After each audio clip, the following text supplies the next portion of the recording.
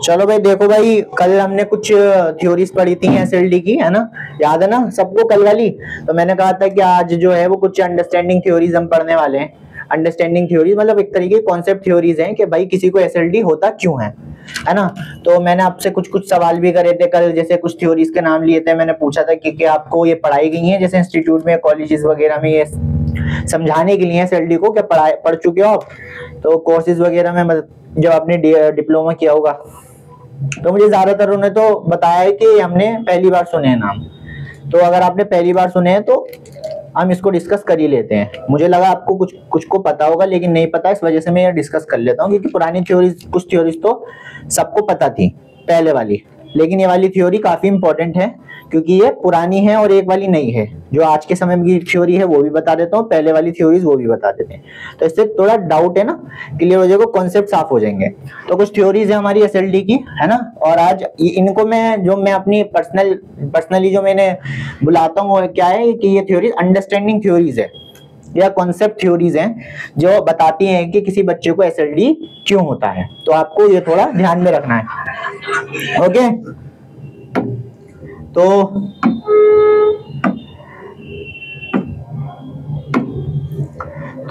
भाई सबसे पहली थ्योरी का नाम है आपका मिनिमल ब्रेन डैमेज थ्योरी। सबसे पहली थ्योरी का नाम क्या है भाई? अरे यार फोन वन तो बंद कर लो कम से कम, फोन चला रहे हो बीच में, क्लास में है पीछे, इधर आओ, इधर बैठो जाके, ठीक है? रख दो फोन को, थ्योरी चल रही है, वरना क्लास से बाहर नहीं पढ़ना है तो ठीक है सर, सॉरी।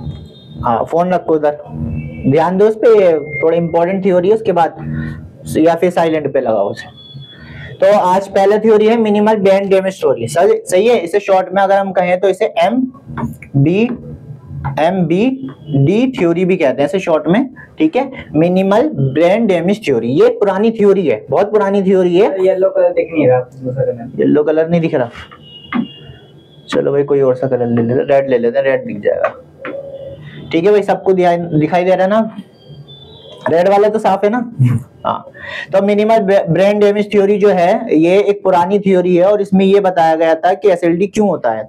एसएलडी होने का रीजन क्या है? मिनिमल ब्रेन डैमेज थ्योरी, यानी ब्रेन के अंदर जो डैमेज है वो इतना मिनिमल है। मिनिमल का मतलब इतना छोटा डैमेज है, इतना बारीक डैमेज है, इतना छोटा है ब्रेन के अंदर डैमेज कि न्यूरोलॉजिस्ट भी पता नहीं लगा पाते कि एसएलडी क्यों हुआ है बच्चे को, यानी बच्चा वो स्पेसिफिक लर्निंग डिसेबिलिटी क्यों हुई है। इतना डैमेज, इतना माइनर डैमेज है ना? इसको मैं थोड़ा एग्जांपल लेके आपको समझाता हूँ, ठीक है? इसके लिए मैंने एक छोटा सा एग्जांपल लिया है। ये क्या है सर? जैसे क्या कर रहे हो, ये बंद करो इसे, ये लोग हंस रहे हैं सर।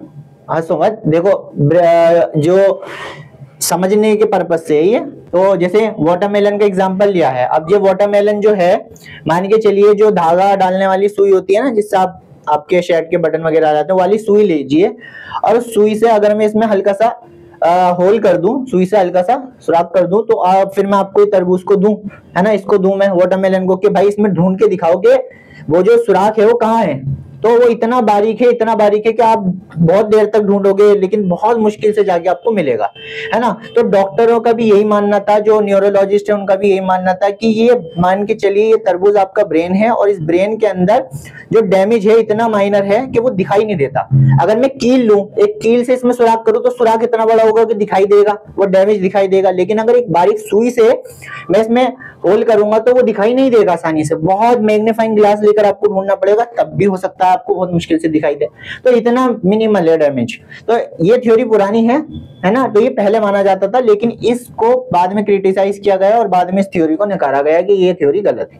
तो आपको याद रखना, यह है मिनिमल ब्रेन डैमेज थ्योरी, यानी ब्रेन के अंदर जो डैमेज है वो इतना माइनर है कि न्यूरोलॉजिस्ट भी ये पता नहीं लगा पाते कि इस डैमेज का पता नहीं लगा पाते कि ये एसएलडी बच्चे को क्यों हुआ है ना? और ये डैमेज की वजह से, इतना माइनर डैमेज की वजह से ब्रेन के उन हिस्सों को ये खराब करता है, याद रखना भाई, ब्रेन के उन हिस्सों को खराब करता है, उन हिस्सों पे अफेक्ट डालता है जो रीडिंग के लिए, राइटिंग के लिए, मैथ्स के लिए, लैंग्वेज के लिए रिस्पॉन्सिबल होते हैं। उन एरियाज को ये दिक्कत करता है, ठीक है? क्या कर रहे हो ये इधर?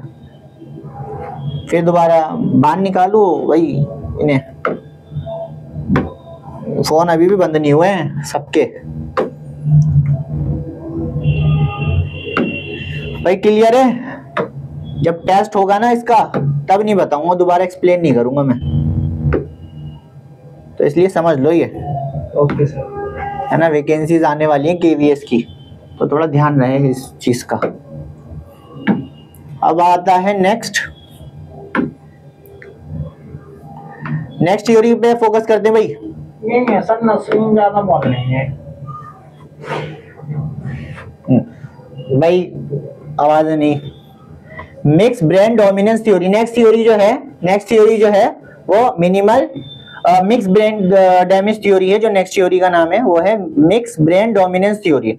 मिक्स ब्रेन डोमिनेंस थ्योरी क्या कहती है, ध्यान से देखो भाई, ध्यान से सुनना कि मिक्स ब्रेन डोमिनेंस थ्योरी क्या कहती है कि भाई आपने ऐसा सुना होगा किसी के मुंह से कि जब हमारा राइट ब्रेन एक्टिव होता है तो लेफ्ट ब्रेन थोड़ा कम काम करता है, और जब लेफ्ट ब्रेन ज्यादा एक्टिव होता है तो राइट ब्रेन थोड़ा कम काम करता है। तो इसका मतलब हमेशा क्या होता है, जब हम कोई काम करते हैं तो एक जो ब्रेन जो है, ब्रेन का एक हिस्सा ज्यादा हावी रहता है।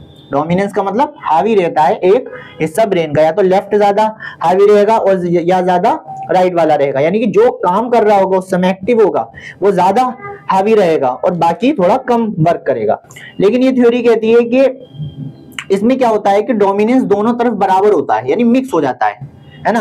यानी कि एक तरफ हावी होना चाहिए और एक तरफ कम हावी होना चाहिए। यानी जब आपका ये मान लीजिए ब्रेन है ना, अब ये ब्रेन का ये वाला हिस्सा जो है ये आपका लेफ्ट वाला हो गया और ये वाला हिस्सा जो है राइट है। तो ये ज्यादा, अब जब ये एक्टिव होगा तो ये थोड़ा कम काम करेगा, और जब ये ज्यादा एक्टिव होगा तो ये कम काम करेगा। लेकिन इसमें क्या डोमिनेंस में मिक्स हो जाता है, ये जो डोमिनेंस है वो मिक्स हो जाता है, यानी कि दोनों का ऐसा मिक्सर हो जाए, ये दोनों ही हावी हो जाते हैं। तो ब्रेन जब दोनों ही हावी हो जाते हैं, दोनों ही डोमिनेंस करते हैं एक साथ, दोनों ही हावी हो जाते हैं एक साथ, तो ब्रेन जो है वो सही से काम नहीं कर पाता। यानी ब्रेन जो है पूरी तरह से प्रॉपर्ली वर्क नहीं कर पाता ठीक से, और जब वर्क नहीं कर पाता है ब्रेन ठीक से तो उसे रीडिंग में, राइटिंग में, मैथ्स में, इन चीजों में दिक्कत आने लगती है ना। तो इसलिए इस थ्योरी को हमें पढ़ना हमारा जरूरी था कि ये थ्योरी ये कहती है कि मिक्स ब्रेन डोमिनेंस थ्योरी, यानी कि डोमिनेंस जो है ब्रेन का, जो डोमिनेंस है ना, वो क्या रहता है, एक तरफ हावी नहीं रहता बल्कि दोनों बराबर में एक साथ हावी हो जाते हैं, लेफ्ट वाला राइट वाला। तो इसलिए वो ब्रेन जो है पूरी तरह से प्रॉपर्ली वर्क नहीं कर पाता, है ना। इसी वजह से बच्चे को एसएलडी होता है। तो ये थ्योरी ये वाली कहती है मिक्स ब्रेन डोमिनेंस थ्योरी। याद हो गया भाई? याद रहेगा, आसान है, ईजी है, ज्यादा टफ नहीं है। इससे पहले जो थ्योरी हमने पढ़ी थी वो थोड़ी टफ थी, क्योंकि उसमें काफी टर्मिनोलॉजीज हमने नई नई पढ़ी थी, तो वो थोड़ा मुश्किल था हमारे लिए याद करना, इसलिए हमने पहले मुश्किल वाली ली, आसान वाली हमने अब पढ़ ली, है ना। आज हम पढ़ रहे हैं अब आसान वाली। तो इजी है, इसमें सिर्फ समझने वाला खेल है, ज्यादा हमने लिखना नहीं है। उसमें हमें काफी कुछ लिखना था, क्योंकि वो उसमें से कहीं डीएसएसबी में भी क्वेश्चंस आए हुए थे, क्या है ना, डीएसएसबी में जैसे पीआरटी टीजीटी वाले में क्वेश्चंस आए हुए थे, ठीक है। लेकिन इसमें यहाँ से क्वेश्चंस अभी तक आए तो नहीं है, बस इसमें लास्ट वाली थ्योरी से आया हुआ है। इन 3 थ्योरी से अभी तक नहीं आया है क्वेश्चन, लास्ट वाली थ्योरी से आया है, तो आपको याद रखना है। अगली थ्योरी है थर्ड थ्योरी, वो है syndrome analysis theory. Syndrome analysis theory क्या कहती है? ये थ्योरी ये बताती है, इधर देखो, तो सिंड्रोम एनालिसिस थ्योरी जो है वो ये बताती है कि बच्चे को एसएलडी इसलिए हो जाता है क्योंकि कई सारे सिम्टम्स एक साथ हो जाते हैं बच्चों को, है ना। एक वर्ड होता है ना सिंड्रोम, सिंड्रोम का मतलब आपको पता होना चाहिए। अरे ये क्या हो गया, चलो भाई। सिंड्रोम एनालिसिस, सिंड्रोम का मतलब होता है, देखो सिंड्रोम सिम्टम्स होते हैं ना, और बहुत सारे सिम्टम्स के ग्रुप, है ना, ग्रुप ऑफ सिम्टम्स को क्या कहते हैं हम? सिंड्रोम कहते हैं। सिंड्रोम बहुत सारे सिम्टम्स को एक साथ जब होते हैं किसी को तो सिंड्रोम कहते हैं। जैसे डाउन सिंड्रोम, है ना, डाउन के साथ क्या आता है? सिंड्रोम आ रहा है, डाउन सिंड्रोम में सिंड्रोम आ रहा है, यानी कई सारे सिम्टम्स उसके एक साथ होते हैं, वो भी अलग अलग चीजों के, अलग अलग तरह की कंडीशंस के एक साथ सिम्टम्स में नजर आते हैं डाउन सिंड्रोम में, तो इसलिए सिंड्रोम लगाते हैं उसके आगे। तो सिंड्रोम का मतलब होता है कई सारे सिम्टम्स का एक साथ होना, उसको हम सिंड्रोम कहते हैं। जब किसी को कई सारी बीमारियों के थोड़े थोड़े सिम्टम्स दिखाई देते हैं उसमें, तो वो सिंड्रोम बनाते हैं। तो सिंड्रोम एनालिसिस थ्योरी यही कहती है कि कई सारे सिम्टम्स जब बच्चे को एक साथ हो जाते हैं, कई सारे सिम्टम्स जब बच्चे को एक साथ हो जाते हैं, तब उसको कहा जाता है एसएलडी, जब उसको दिक्कत जो होती है वो एसएलडी की होती है। जैसे उसको एक साथ बच्चे को क्या है, रीडिंग में प्रॉब्लम, राइटिंग में प्रॉब्लम, मैथ्स में प्रॉब्लम, लैंग्वेज में प्रॉब्लम, ये सभी चीजें एक साथ हो जाती हैं और इसी वजह से क्या हो जाता है, बच्चों को एसएलडी हो जाता है। इसके पीछे का रीजन नहीं बता रहा, ये थ्योरी रीजन नहीं बता रही इसके पीछे का, लेकिन वो बता रही है एसएलडी होने का रीजन क्या है, वो ये बता रहा है इसके कई सारे सिम्टम्स एक साथ आ जाते हैं, इस वजह से होता है। तो ये थ्योरी भी आज के समय में नहीं चलती है, पुरानी थ्योरी ये वाली भी और इससे पहले वाली भी। अब हमने 3 थ्योरी, जो ये तीसरी थर्ड वाली चल रही है, थर्ड वाली थ्योरी है, तो तीनों थ्योरी पुरानी थ्योरी है ना, और ये अब के समय में नहीं चलती है, पहले चलती थी, लेकिन समझने के पर्पज से बहुत अच्छी है ये थ्योरी। तो लास्ट वाली थ्योरी देख लेते हैं अब हम। लास्ट वाली थ्योरी है न्यूरो प्लास्टिसिटी थ्योरी, इसे ब्रेन प्लास्टिसिटी भी कहते हैं। भाई इसका दूसरा नाम क्या है, लिख लेना भाई, ठीक है, लिख लेना कि न्यूरोप्लास्टिसिटी को ब्रेन प्लास्टिसिटी भी कहते हैं। और प्लास्टिसिटी का मतलब मैंने पिछली जो हमने सेरेब्रल पाल्सी डिस्कस किया था, या और भी हमने जो आईडीडी पढ़ा था, तब भी मैंने प्लास्टिसिटी के बारे में काफी डिस्कशन किया है, बहुत अच्छे से बताया है, स्ट्रक्चर प्लास्टिसिटी के बारे में है ना, फंक्शनल प्लास्टिसिटी के बारे में भी पढ़ाया था मैंने। तो सभी वही है, न्यूरोप्लास्टिसिटी का मतलब वही है जो हमने लास्ट क्लासेस में पढ़ा था। तो ये बताने की तो नीड है नहीं कि ये प्लास्टिसिटी क्या होती है, बस आप ये समझ लीजिए थ्योरी क्या कह रही है। ये थ्योरी आज की थ्योरी है, प्रेजेंट टाइम की थ्योरी है, और आज के समय में जो थ्योरी चल रही है वो न्यूरोप्लास्टिसिटी थ्योरी चल रही है। न्यूरोप्लास्टिसिटी थ्योरी कहती है कि ब्रेन में क्या है, ब्रेन में वीकनेस आ गई है, ब्रेन के कुछ हिस्से जो हैं वो डैमेज हो गए, जैसे लैंग्वेज वाला हिस्सा डैमेज हो गया बच्चे का, या फिर कह सकते हो कि मैथ्स वाला हिस्सा डैमेज हो गया है, जो मैथ्स के लिए रिस्पॉन्सिबल होता है। कुछ हिस्सा जो है वो रीडिंग के लिए रिस्पॉन्सिबल हो गया है ना, रीडिंग के लिए जो रिस्पॉन्सिबल है वो डैमेज हो गया है। इसकी वजह से क्या हो रहा है, इसकी वजह से बच्चों को एसएलडी हुआ है। तो न्यूरोप्लास्टिसिटी थ्योरी कहती है एसएलडी जो है बच्चे को, यानी जो डैमेज है सारे ब्रेन के अंदर जो डैमेज है, उन डैमेज को क्या किया जा सकता है, इंप्रूव किया जा सकता है, उन डैमेज को कम किया जा सकता है अगर हम ब्रेन की एक्सरसाइज कराएं, ब्रेन को ऐसी एक्सरसाइज करवाएं या ऐसी एक्टिविटीज कराएं जिससे वो जो ब्रेन के अंदर डैमेज है वो थोड़ा थोड़ा कम हो जाए, है ना।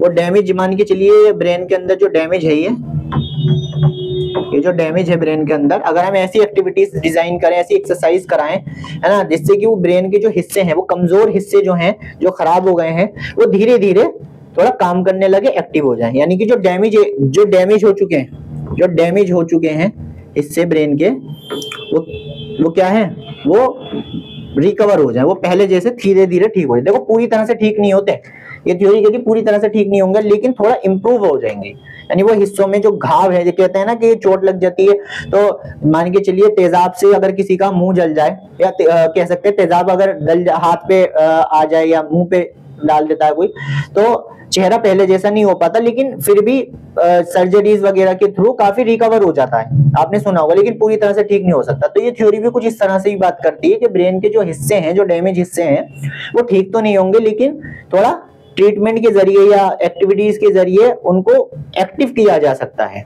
जो हिस्से नॉन एक्टिव हो चुके हैं, यानी कि जो हिस्से काम करना बंद कर दिया, वो एक्टिव कराया जा सकता है उन्हें, अगर हम एक्सरसाइज कराएंगे, ब्रेन की एक्टिविटीज कराएंगे, ब्रेन से जो रिलेटेड जो भी बेस्ट एक्टिविटीज आएंगी। तो ये थ्योरी सबसे बेस्ट थ्योरी कही जाती है आज की, न्यूरोप्लास्टिसिटी थ्योरी, इसे ब्रेन प्लास्टिसिटी भी कहते हैं। तो ये 4 थ्योरीज हमने आज पढ़ी हैं, और बहुत ही कॉमन थ्योरीज हैं, मतलब आपने कॉलेज टाइम में तो नहीं पढ़ी हैं, आप जैसे कि बता रहे हैं कॉलेज टाइम में किसी ने नहीं पढ़ाई हैं थ्योरीज, लेकिन इससे पहले जो हमने 2 थ्योरीज पढ़ी, वो थोड़ा थोड़ा 1-2 तो थ्योरी आपने पढ़ रखी है, सारी वो भी नहीं पढ़ रखी है। तो 1-2 थ्योरी तो देखो सब नहीं पढ़ रखी थी, किसी न किसी आपके प्रोफेसर ने, जिसने भी पढ़ा रखी थी, है ना। तो हमने आज की मतलब सारी ऑलमोस्ट सारी थ्योरीज हो चुकी हैं एसएलडी से रिलेटेड, जितनी भी हैं। आज मैंने जो है बेसिक अंडरस्टैंडिंग या कॉन्सेप्ट थ्योरीज कराई हैं, जिसमें मैंने बताया कि आज के समय में जो थ्योरी चल रही है वो कौन सी चल रही है, और पहले की थ्योरीज जो है वो कौन सी है। तो थ्योरीज कौन कौन सी है आप याद रखने का, पहला जो नाम है वो क्या है, minimal brain damage theory. Short recall कर लेते हैं। मिनिमल ब्रेन डैमेज थ्योरी ये कहती है कि ब्रेन के अंदर जो डैमेज है वो इतना मिनिमल है, इतना छोटा है, इतना बारीक डैमेज है कि न्यूरोलॉजिस्ट भी ये पता नहीं लगा पाते कि बच्चे का वो डैमेज कितना है जो उसे ठीक किया जा सके, है ना। और उसकी वजह से क्या होता है, रीडिंग, राइटिंग, मैथ्स और लैंग्वेज वाले हिस्से पे असर पड़ता है बच्चे के, और बच्चे को एसएलडी हो जाता है ना। दूसरी थ्योरी क्या कहती है, इससे हमने एग्जाम्पल से भी समझ लिया इसको, mix brain dominance theory. Mix brain dominance theory जो है, मिक्स ब्रेन डोमिनेंस थ्योरी जो है वो ये कहती है कि जो ब्रेन का जो है, जब राइट ब्रेन ज्यादा काम करता है तो लेफ्ट थोड़ा कम करता है, या फिर लेफ्ट ज्यादा एक्टिव होता है तो राइट वाला थोड़ा कम एक्टिव हो जाता है। तो ये कहता है, ये थ्योरी कहती है कि ये दोनों जो है ब्रेन के दोनों हिस्से एक साथ हावी हो जाते हैं, तो ब्रेन ठीक से प्रोसेस नहीं कर पाता या ठीक से वर्क नहीं कर पाता, और रीडिंग, राइटिंग, मैथ्स पे, लैंग्वेजेस पे असर पड़ता है, उन हिस्सों पे असर पड़ता है जो इन चीजों के लिए रिस्पॉन्सिबल होते हैं, रीडिंग के लिए, राइटिंग के लिए, कैलकुलेशंस के लिए या फिर लैंग्वेज के लिए। तो बच्चे को इस वजह से एसएलडी हो जाता है। लेकिन ये थ्योरीज अब नहीं चलती हैं, ये पहले की थ्योरीज थी, ये आप याद रखना, ये अब नहीं चलती हैं। Syndrome analysis theory, syndrome analysis theory जो है वो ये कहती है कि कई सारे सिम्टम्स बच्चे में एक साथ होने की वजह से बच्चे को एसएलडी हो जाता है। याद रखोगे भाई, कई सारे सिम्टम्स एक साथ हो जाते हैं बच्चे को जब, तो क्या हो जाता है, बच्चे को एसएलडी हो जाता है। जैसे उसे रीडिंग की, राइटिंग की, मैथ्स की, है ना। जैसे हमने डिसलेक्सिया भी कितने तरह का पढ़ा है, लगभग 18-19 टाइप के डिसलेक्सिया पढ़े हैं। तो वो कितने टाइप्स, अलग अलग, सब में अलग अलग प्रॉब्लम थी डिसलेक्सिया में। तो वो सारे सिम्टम्स बच्चे के अंदर, डिसलेक्सिया के 18 तरीके का डिसलेक्सिया पढ़ा, उसके सारे सिम्टम्स बच्चे को हुए, है ना। फिर इसके अलावा हमने डिस्कैल्कुलिया पढ़ा, वो सारे सिम्टम्स बच्चे को, कई सारे टाइप्स के सिम्टम्स उसमें बच्चे में आ गए, है ना। कैलकुलिया, उसके अलावा डिस्ग्राफिया पढ़ा, उसके सारे सिम्टम्स। तो इतने सारे सिम्टम्स जो आप कह रहे हो वो सारे एक साथ हो जाते हैं, इसकी वजह से बच्चे को एसएलडी होता है। ये आपको याद रखना है, ठीक है। बहुत इजी है, बहुत सिंपल है आपकी थ्योरीज ये। अगला देखते हैं, नेक्स्ट है न्यूरोप्लास्टिसिटी थ्योरी, जिसे ब्रेन प्लास्टिसिटी भी कहा जाता है। तो ब्रेन प्लास्टिसिटी देखो क्या होती है, ब्रेन प्लास्टिसिटी आपको मैंने बता ही रखा है। लेकिन ये थ्योरी ये कहती है कि ब्रेन में जो डैमेज है, या ब्रेन जो के वो हिस्से जो आप ठीक से वर्क नहीं कर पाते, जो रीडिंग के लिए, राइटिंग के लिए, मैथ्स के लिए या लैंग्वेज के लिए रिस्पॉन्सिबल होते हैं, वो हिस्से थोड़े कमजोर हो चुके हैं या डैमेज हो चुके हैं। तो उनको अगर ठीक करना है, थोड़ा उस इंप्रूव करना है, ठीक तो नहीं कर सकते लेकिन थोड़ा इंप्रूव कर सकते हैं, या एक्टिव करने के लिए हमें थोड़ी एक्सरसाइज करानी पड़ेगी, या ब्रेन ऐसी एक्टिविटीज करानी पड़ेगी जैसे कि वो कमजोर हिस्से जो अब काम करना बंद कर दिए हैं, वो कमजोर हिस्से थोड़े एक्टिव हो जाएं। जो ब्रेन के वो हिस्से जो कमजोर हो चुके हैं, जो मैथ्स, रीडिंग, राइटिंग इनके लिए रिस्पॉन्सिबल है, वो थोड़े ठीक हो जाए, ऐसी एक्टिविटीज कराई जाए। तो ये थ्योरी ये कहती है, तो इससे थोड़ा ठीक हो सकता है बच्चा, थोड़ी इंप्रूवमेंट आ सकती है बच्चे में। तो ये आपकी आज की थ्योरी है। तो ये 4 थ्योरीज आपको याद रखनी है भाई, ठीक है। तो मिलते हैं, देखो अब नेक्स्ट क्लास में ही मिलेंगे हम, ओके।